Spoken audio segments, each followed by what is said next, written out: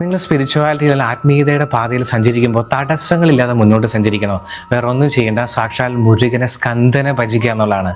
എന്ന് വെച്ചാൽ സ്കന്ദ എന്ന സംസ്കൃത ധാതുവിൽ നിന്ന് പേരാണ്. സ്കന്ദ് എന്നാണ് ശരിക്കും.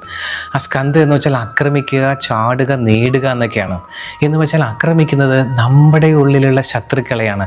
ആ ശത്രുക്കൾ നമ്മുടെ ഉള്ളിലുള്ള അജ്ഞാനമാണ്. ശരിക്കും അജ്ഞാനത്തെ പരാജയപ്പെടുത്തി ജ്ഞാനത്തിലേക്കുള്ള വഴി തെളിയിക്കുന്ന യോദ്ധാവാണ് സാക്ഷാൽ മുരുകൻ സ്കന്ദൻ. അങ്ങനെ പറയാൻ കാരണം, സാക്ഷാൽ പരാശക്തിയുടെ സേനാധിപതി എന്ന് പറയുന്നത് സാക്ഷാൽ വരാഹി ദേവി മഹാവാരാഹിയാണെങ്കിൽ, സാക്ഷാൽ പരമശിവന്റെ സേനാധിപതിയാണ് സാക്ഷാൽ ദണ്ഡായുധപാണിയായിട്ടുള്ള സ്കന്ദനായിട്ടുള്ള മുരുകൻ.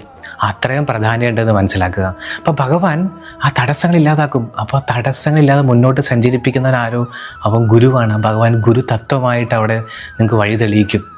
ഒന്ന് ആലോചിച്ച് നോക്കൂ, ഭഗവാന്റെ ഓരോ ആയുധങ്ങൾ അങ്ങനെ തന്നെയാണ്. ഭഗവാന്റെ വേല് അങ്ങനെ തന്നെയാണ്. വേല് തുളച്ച് കയറുന്നത് നിങ്ങളുടെ ഉള്ളിലുള്ള അജ്ഞാനത്തിലേക്കാണ് തുളച്ച് കയറുന്നത്. എന്നിട്ട് നിങ്ങളുടെ ഉള്ളിലുള്ള ജ്ഞാനത്തെ വഴി തെളിയിക്കും.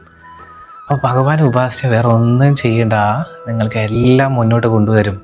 ഭഗവാനായിട്ട് തന്നെ കൊണ്ടുവരും. അങ്ങനെ ആവട്ടെ. നന്ദി. നമസ്തേ.